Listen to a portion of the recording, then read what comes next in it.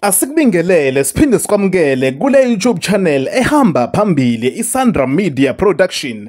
Mengabe umusha kule YouTube channel, ciphiza usubscribe, uphinde ciphize nebell, uphinde ulike, uphinde ucommente kwi-comment section. Lokho sikuthanda kakhulu. Lalela ke namhlanje kwezikabhoqo sikuphathele nazi indaba zikaNgizwe Mlando Mchunu, imvumamvumane evunyelwa Obama eMelika, ukusithela kwenyoni phezulu kobuye kuze phansi kofika sekuthi swambithi ngeke usibambe isitsho senkabenkulu isanqathu. Umfoka inhliziyo ziyogoba simxoshe kule video ebonakala ejabula, egiya, enqephuza, edlala nengoma ebinomnyalezo ngendlela esimangaliso.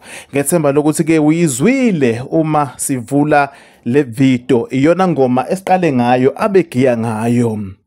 uNgizwe Mchunu abalandeli bakhe abawuvala umlomo emva kokubonakala edlulisa kalula nje izinto emehlele emasontweni adlulileyo. Uzokhumbula ukuthi ichunu like laphazanyiswa linenkulumo ebinkulu kakhulu ebibhekezweni sakhe njengopresident wamabhinqa, kodwa ke ubonakale kule video esina, eqephuza, etshakadula, ejabule njengethole, ekhombisa ukuthi hayi akasekho lapha yena, usedlulile, life goes on, impilo iyaqhubeka. Abantu abawuvala umlomo ngenhliziyo yechunu base befakazi bethi kufanele namanje isithembu sakhe sisabambene kanje inhliziyo yakhe.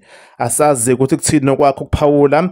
Ubonakala emotweni kaNokusho abekuyo. Uzokhumbula ukuthi uke waphucwa emadoda sothi ingquvungquvu yakwa JAC emva kwenkulumo yakhe engehlanga kahle kwiqembu le-EFF, waze wavela njengomuntu owangathi uyacwasa, kanti cha wayengacwasi. uNgizwe Mlando Mchunu abantu nje bahluleke ukuhlaziya inkulumo yakhe. Uvele kule video ke ejabulele nje kungathi usekubo emakhaya enkandla emahlatha mnyama. Buka le video usitsheleke ukuthi ngabe ucabangani futhi uyibona kanjani njengoba ichunu lijabule kanje. Lokho ngabe kusho khona yini ukuthi ngo-2024 angase angene ePhalamende njengoba eshilo, njengoba kubukeka nje ipolitiki understanda ngendlela emangalisayo. Siyayibamba la, siyabonga.